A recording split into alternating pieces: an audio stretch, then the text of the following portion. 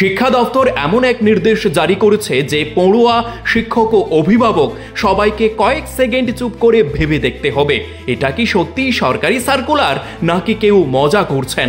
নির্দেশে বলা হয়েছে স্কুলে পথের কুকুর ঢুকলে তা তাড়ানোর দায়িত্ব এখন থেকে স্কুলগুলোর প্রধান শিক্ষকদের। অর্থাৎ দিনের আলো ফুটলেই প্রধান শিক্ষক প্রথমে রুটিন দেখবেন না, অ্যাটেন্ডেন্স দেখবেন না, প্রথম কাজ হবে ক্যাম্পাস চক্কর দিয়ে দেখা কোনো চার পেয়ে অনধিকার প্রবেশ করছে কিনা।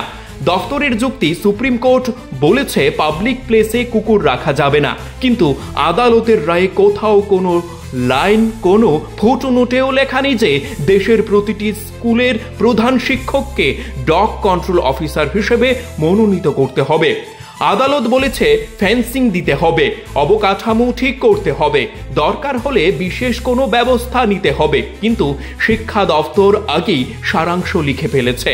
নোডাল অফিসার হিসেবে প্রধান শিক্ষকদের উপর যে দায়িত্ব চাপানো হয়েছে তা শুনে অনেকেই বলেছেন দফতর চাইলে আলাদা কর্মী নিয়োগ করতে পারত, নিজস্ব টিম গঠন করতে পারত, স্বেচ্ছাসেবী সংস্থাকে দায়িত্ব দিতে পারত, বিশেষত সেই সব পশুপ্রেমী সংগঠনকে যারা এমনিতেই প্রতিদিন কুকুরদের খাওয়ানো, মাখানো, আদর দুলুনি সব করে। কিন্তু না, তাদের বাদ দিয়েই দপ্তর বেছে নিল সেই মানুষটিকে যিনি সারা স্কুল চালান, প্রশাসনিক কাজ দেখেন, পড়াশোনার মান নজর রাখেন। এবার তিনি কুকুর তাড়ানোর বাঁশিও বাজাবেন।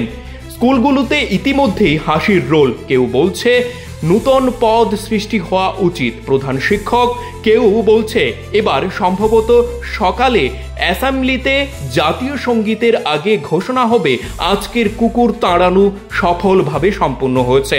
কিন্তু কিছু স্কুল আবার ভাবছে ইউনিফর্ম ছাড়া কি হেলমেট লাগবে। সব মিলিয়ে সিদ্ধান্তটি শিক্ষা নয়, প্রশাসনিক কৌতুক হিসাবেই বিশেষ আলোচনায় এসেছে। শিক্ষার মান কতটা বাড়বে জানা নেই, তবে প্রধান শিক্ষকের দৌড়ঝাঁপ যে বাড়বে তা নিশ্চিত। Bureau report, PB24।